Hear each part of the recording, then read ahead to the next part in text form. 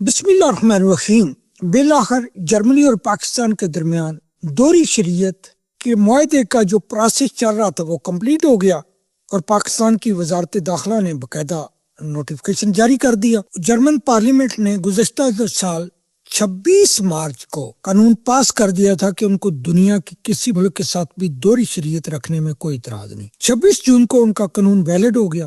Pakistan overseas alliance forum نے سفارت خانہ پاکستان برلن کو ایک اپلیکیشن بھیجی کہ جرمنی نے تو اب اپنا قانونی عمل مکمل کر دیا ہے، اب جرمنی کو دنیا کے کسی ملک کے ساتھ بھی دوہری شریعت رکھنے میں کوئی اعتراض نہیں۔ تو گورنمنٹ آف پاکستان کو بھی چاہیے وہ بھی اپنے قانون میں امینڈمنٹ کرے تاکہ جرمنی اور پاکستان کے درمیان دوہری شریعت کے معاہدے کا عمل کمپلیٹ ہو جائے۔ سفارت خانہ پاکستان برلن نے اپنی ذمہ داریاں پوری کی، انہوں نے کیس تیار کر کے پاکستان کی وزارت خارجہ کو بھیج دیا، وزارت خارجہ نے وزارت داخلہ کو بھیج دیا۔ اب جب کوئی فائل وزارت داخلہ میں چلی جاتی ہے تو وہ کلیریکل سٹاف کے پاس چلی جاتی ہے، وہ پڑی رہتی ہے کیونکہ ان کی اپنی ترجیحات ہوتی ہیں۔ پاکستان اوورسیز الائنس فورم نے اس کیس کو فالو کیا، انہوں نے managing director overseas Pakistani foundation Muhammad Afzal Bhatti اور chairman O P F Syed Qamar Raza کے ساتھ رابطہ کیا۔ اس موقع پر میں دونوں کو، chairman O P F Syed Qamar Raza اور M D O P F Muhammad Afzal Batti کو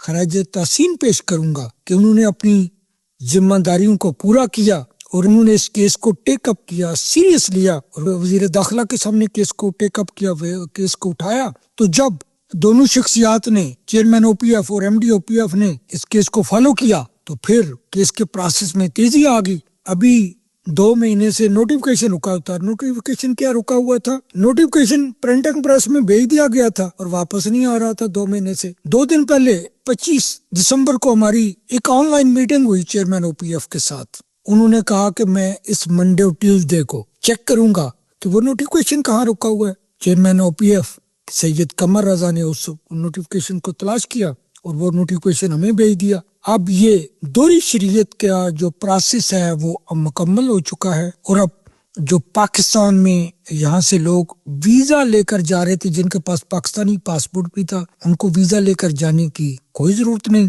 باقی پورے ٹی آر او وہ ہماری ایمبیسی میں جو پاسپورٹ امیگریشن آفیسر ہے، اس کے جتنے بھی کواد و ضوابط وہ آئیں گے، پھر پتہ چلے گا کہ جو بہت عرصہ پہلے جو پاکستان کی نیشنلٹی وڈرا کر چکے ہیں، اگر انہوں نے دوبارہ پاکستان کی نیشنلٹی لینی ہے تو اس کا پروسیجر، اس کا طریقہ کار کیا ہوگا۔ یہ جب مکمل ڈیٹیل آئے گی تو اسی وقت پتہ چلے گا، تو ہم ایک ویلا کر کے آپ لوگوں کو آگاہ کریں گے۔ برکف اس موقع پر میں سفیر پاکستان عزت مآب سکلین سیدہ کو بھی خراج تحسین پیش کرتا ہوں، chairman O P F Syed Qamar Raza اور M D O P F کا شکریہ ادا کرتا ہوں کہ جب سے یہ دونوں شخصیات نے او پی ایف کی ذمہ داریاں سنبھالی ہیں، اب ہر طرف ہر شخص جانتا ہے کہ یہ بھی ایک ادارہ ہے اور یہ اوورسیز پاکستانیوں کے ویلفیئر کے لیے جو ادارہ بنایا گیا تھا، یہ ادارہ اپنا بھرپور کردار ادا کر رہا ہے۔ آج تو میں نے ویلاگ